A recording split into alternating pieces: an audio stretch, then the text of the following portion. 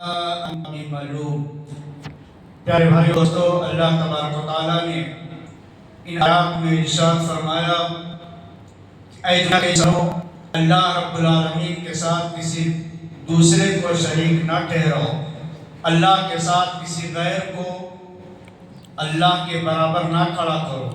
دیکھو اللہ ہی عبادت کے لائق ہے، بیماری دینے کے اعتبار سے وہ اکیلا ہے، اچھا کرنے کے اعتبار سے وہ اکیلا ہے، روزی دینے کے اعتبار سے وہ اکیلا ہے، زندگی اور موت کا مالک ہونے کے اعتبار سے وہ اکیلا ہے۔ ٹوٹے ہوئے اجازت کے بغیر نہیں گرتے، ہواؤں کا رخ اس کی اجازت کے بغیر نہیں مڑتا، بارش کا ایک قطرہ اس کی اجازت کے بغیر نہیں برس سکتا۔ لہذا وَلَا تَجْعَلُوا مَعَ اللَّهِ إِلَٰهًا آخَرَ، اللہ کے ساتھ کسی غیر کو معبود نہ بناؤ، کسی دوسرے کو معبود نہ بناؤ۔ إِنِّي لَكُم مِّنْهُ نَذِيرٌ مُّبِينٌ، بے شک میں تم لوگوں کے لیے اللہ کی طرف سے کھلے طور پر ڈرانے والا ہوں۔ كَذَلِكَ مَا أَتَى الَّذِينَ مِن قَبْلِهِم مِّن رَّسُولٍ إِلَّا قَالُوا سَاحِرٌ أَوْ مَجْنُونٌ، اسی طرح جب بھی پہلے لوگوں کے پاس کوئی رسول آیا اور انہوں نے یہ باتیں پہنچائی اور توحید کا پیغام دیا، توحید کی طرف دعوت دی، تو ان قوموں نے بھی یہی جواب میں کہا تھا، قالوا ساحر او مجنون، یہ ساحر ہے، جادوگر ہے یا مجنون ہے۔ اتواصوا بھی، کیا وہ لوگ ایک دوسرے کو وصیت کرتے ہوئے آ رہے ہیں، بل ہم قوم طاغون، بلکہ یہ لوگ سرکش قوم ہیں، بلکہ وہ لوگ سرکش قوم ہیں۔ ان آیات میں اللہ تبارک و تعالیٰ نے توحید کا ایک زبردست پیغام دیا ہے۔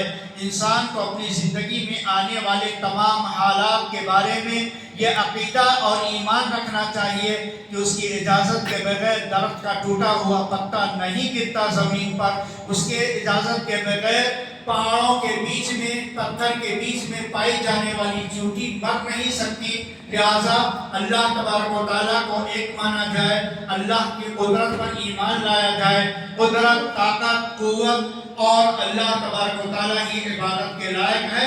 یہ پیغام ہے ان آیات میں کہ اللہ تبارک و تعالیٰ ہی تمام کائنات کا نظام چلانے والا ہے۔ پیارے بھائی اور دوستو، اللہ کی حکومت تو ہمارے ان دھڑکتے ہوئے دلوں پر ہے جو ہم اپنی زندگی کی سانسیں اوپر سے نیچے اور نیچے سے اوپر لے جاتے ہیں۔ سانس جب اوپر جاتی ہے، اگر اللہ اجازت نہ دے تو نیچے نہیں آ سکتی، اگر سانس نیچے آ گئی اور اللہ اجازت نہ دے تو سانس اوپر نہیں جا سکتی۔ یہ اللہ تبارک و تعالیٰ ہے، اللہ کی یہ معرفت ہے، اللہ کی یہ پہچان ہے، اللہ کا یہ پتہ ہے۔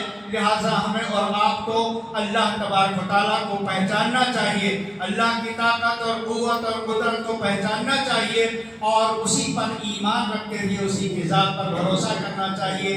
اللہ سے دعا ہے کہ اللہ ہم کو، آپ کو، سب کو قرآن کریم کے پیغام کو اپنی زندگی میں لانے، اپنی زندگی سے اپنے بچوں کی زندگی میں لانے اور اپنے گھروں میں توحید کا چراغ جلانے کی کوشش کرنے کی توفیق عطا فرما۔ اللہ ہم سب کو نیک عمل کرنے کی توفیق عطا فرما، ہماری لغزشوں اور خطاؤں کو تو معاف فرما، ہمارے ٹوٹے پھوٹے اعمال کو ہماری بخشش کا ذریعہ بنا۔ آمین، تقبل یا رب العالمین۔